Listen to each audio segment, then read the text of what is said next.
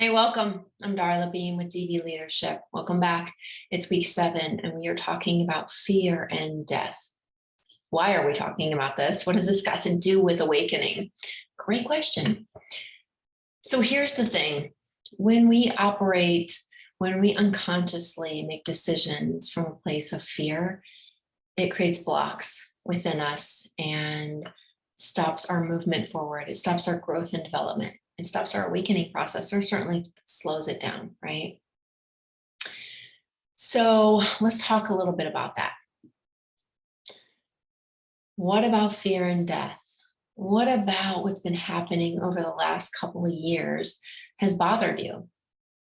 And I think most of us can say that there has been a level of decision making happening at the level of the self, and certainly at the level of country and on a global scale, that has been made from a place of fear. And I'm not saying this is wrong, and I'm not judging. Maybe I'm making an observation. There's a fine line. And so I want to share with you just a really quick story about me. I'll throw myself under the bus, throw myself in the ring with the rest of the world. A few years ago, I was going through a leadership development training program, and we had an exercise where we were supposed to come up with something that we feared and sort of share that and create a conflict with a partner. And so I had a really hard time coming up with something that I feared. Okay. And I thought that that was because I wasn't afraid of anything and didn't have a lot of fears. And maybe to some level that's true at that point in time. And what's also true is that there's a part of me that was sort of having a spiritual bypass about my fears in the world and kind of disconnecting from my fear, while also unconsciously making decisions based on fear. That's it. There you have it. That's me being vulnerable and sharing with you. We all do it. We're all doing it, right? And underneath this fear is the fear of death, the fear of death of the self, or the fear of death of the ego. Interestingly enough. And so what's important about this, right? Fear is driving our decisions. Bottom line. So the question is do we want to make choices from fear, from the drama triangle, from a victim perspective?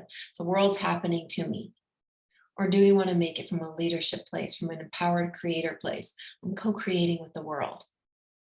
That's what it's about. It's about choosing, right? And the only way that we can choose is we create awareness around what our fears are. So that's going to be your practice this week, okay? So what I want you to do is I want you to sit down and make a list of what's bothering you in the world right now. What around you has got you triggered or upset or maybe even afraid, right? You might be clear that this is the thing that's making me afraid, all right?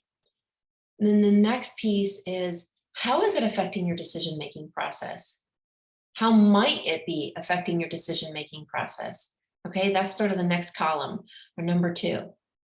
And the third one, right, after you've gotten that written down, is the third one is, what would my life be like if these are not triggering me? These were not holding me back. These fears didn't inform my decision-making process. That's the question, okay? That's the practice.